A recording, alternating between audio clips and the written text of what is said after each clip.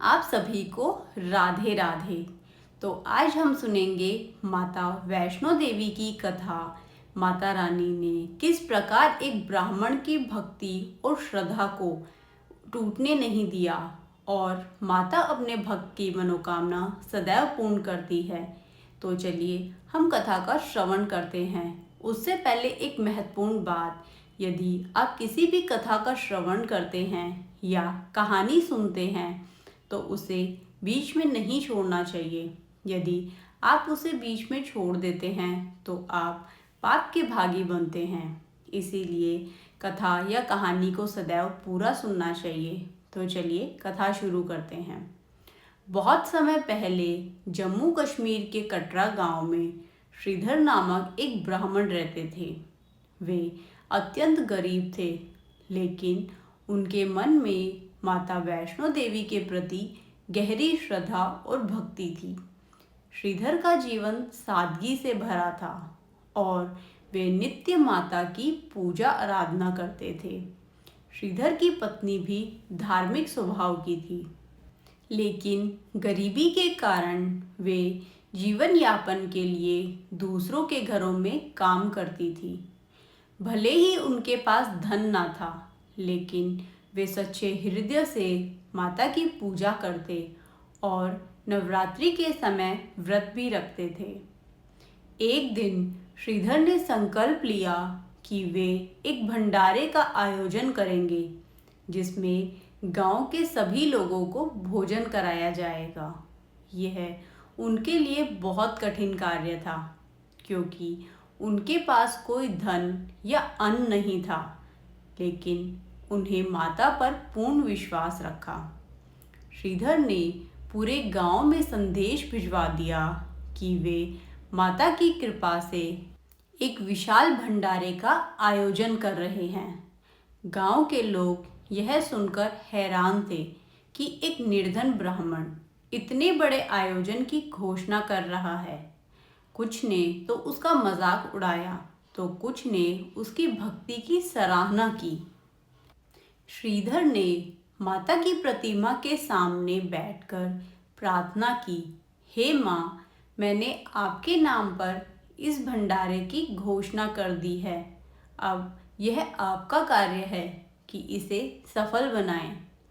वो दिन आ गया, लेकिन श्रीधर के घर में भोजन बनाने के लिए अन्न का एक दाना भी नहीं था।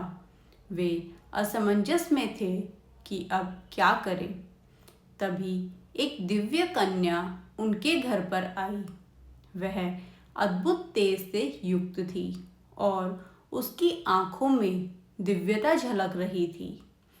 उस कन्या ने श्रीधर से कहा, भक्त, तुम चिंता मत करो, बस अपने अतिथियों को आमंत्रित करो। भोजन की व्यवस्था माता स्वयं करेंगी।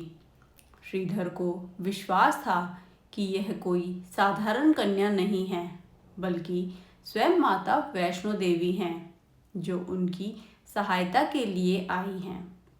श्रीधर ने गांव के सभी लोगों को बुलाया। गरीब अमीर सभी लोग आए, लेकिन सबसे आश्चर्य की बात यह थी कि वहां भैरव नाम का एक तांत्रिक भी आया। भैरवनाथ अहंकारी और शक्तिशाली था। उसने श्रीधर से कहा, तुम्हारे पास भोजन की कोई व्यवस्था नहीं है, फिर भी तुमने हमें यहाँ आमंत्रित किया। क्या यह कोई छल है? श्रीधर कुछ कह पाते, इससे पहले ही वह दिव्य कन्या प्रकट हो गई। उन्होंने प्रेम और करुणा के साथ सबको बैठने के लिए कहा और अपने हाथों से भोजन परोसना शुरू किया। चमत्कार यह हुआ कि चाहे कितने भी लोग भोजन करते, अन्न और भोजन खत्म ही नहीं होता। स्वादिष्ट व्यंजन, मीठे पकवान और सुगंधित प्रसाद सबको परोसा जाने लगा। सभी लोग आश्चर्यचकित थे कि इतना सारा भोजन कहाँ से आ गया। लेकिन भैरवनाथ को संदेह हुआ। उसने उस दिव्य कन्या को ध्यान से देखा और महसूस किया कि वह कोई साधारण कन्या नहीं है, बल्कि कोई देवी शक्ति है। भैरवनाथ एक तांत्रिक था और उसने कई सिद्धियां प्राप्त कर रखी थी। उसने सोचा कि यह कन्या कोई देवी हो सकती है और वह उसे अपने वश में करना चाहता था। उसने कन्या से कहा, तुम कौन हो? इतनी शक्ति तुम्हारे पास कहाँ से आई? तुम मेरी शक्ति की परीक्षा लो, फिर मैं तुम्हें स्वीकार करूँगा।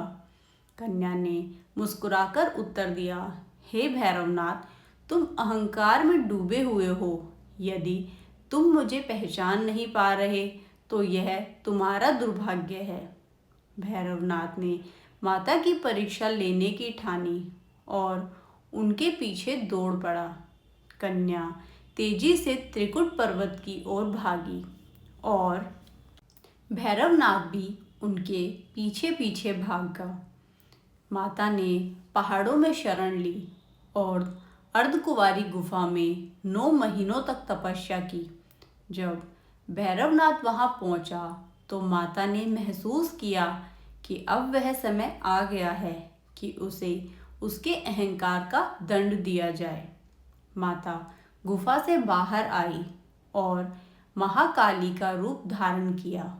उन्होंने अपने त्रिशूल से भैरवनाथ का सिर काट दिया। भैरवनाथ को अपनी गलती का एहसास हुआ। मरने से पहले उसने माता से क्षमा मांगी। माता ने उसे आशीर्वाद दिया कि वह भी भक्तों द्वारा पूजित होगा और तभी से भैरवनाथ का मंदिर भी वैष्णो देवी यात्रा का एक महत्वपूर्ण हिस्सा बन गया।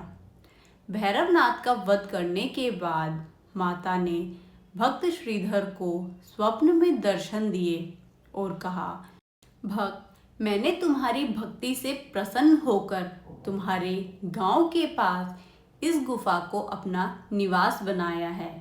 अब यह तुम्हारा काम है कि यहाँ पर मंदिर बनवाओ ताकि संसार के सभी भक्त मेरे दर्शन कर सके।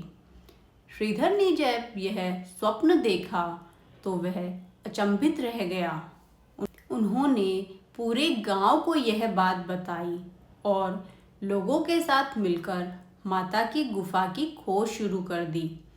जब उन्हें वह पवित्र गुफा मिली तो उन्होंने वहां माता की पिंडियों की स्थापना की। तब से यह स्थान माता वैष्णो देवी के धाम के नाम से प्रसिद्ध हुआ। वहां हर वर्ष लाखों श्रद्धालु माता के दर्शन करने के लिए आते हैं। भक्त श्रीधर की निष्ठा और विश्वास ने माता को प्रकट होने के लिए बाध्य कर दिया और भैरवनाथ के अहंकार ने उसका अंत कर दिया।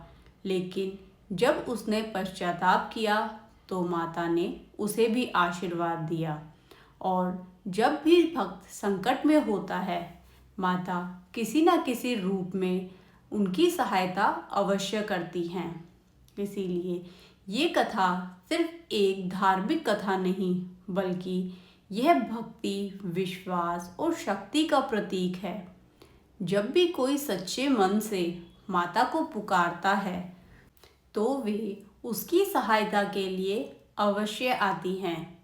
आज भी जो श्रद्धालु माता वैष्णो देवी की यात्रा पर जाते हैं, वे वहाँ शक्ति, शांति और दिव्य अनुभूति का प्राप्त करते हैं। माता की कृपा से उनकी हर मनोकामना पूर्ण होती है। तो आइए हम भी माता की भक्ति में लीन हो और उनकी कृपा प्राप्त करें। जय माता दी। और यदि आप सभी भक्तों को मेरी कहानी पसंद आई हो तो मेरे चैनल को लाइक करें, शेयर करें और सब्सक्राइब करना ना भूलें और बेल आइकन को भी प्रेस करें ताकि मेरी इसी तरीके की कहानी और कथाएं आप लोगों तक पहुंच सके। तब तक के लिए आप सभी को राधे राधे।